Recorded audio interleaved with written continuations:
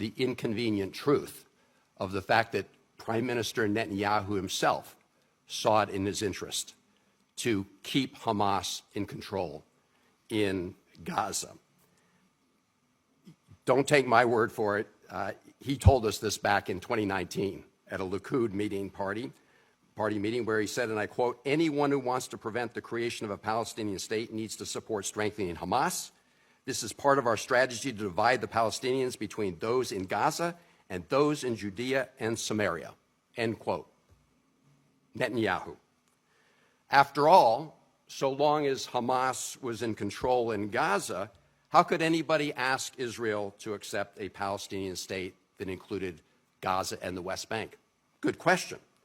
So Prime Minister Netanyahu and his extreme right-wing partners have embarked on a concerted strategy to weaken the Palestinian Authority, which recognizes Israel's right to exist, and to strengthen Hamas, which doesn't. Mr. Chairman, I'd like to enter into the record a piece that appeared in Haaretz in October of last year, a brief history of the Netanyahu-Hamas alliance. Without objection, and be included in the record. We also have heard a lot of talk since October 7th about Qatari funds going to Hamas.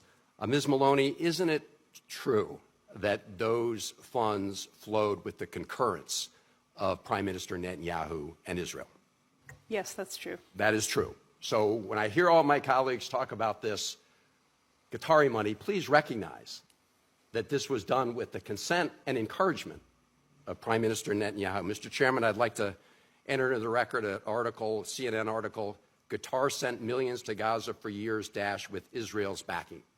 Without objection, be included in the record. And Mr. Chairman, I'd also like to enter into the record a New York Times article from December of last year entitled "Buying Quiet: Inside the Israeli Plan That Propped Up Hamas." Subheadline: Prime Minister Netanyahu gambled that a strong Hamas, but not too strong, would keep the peace and reduce pressure for a Palestinian state. Without objection, be included in the record. And Ms. Maloney, have you also seen the reports about how Prime Minister Netanyahu was informed about various sources of Hamas's monies kept overseas, including some in Turkey, and decided to ignore those warnings?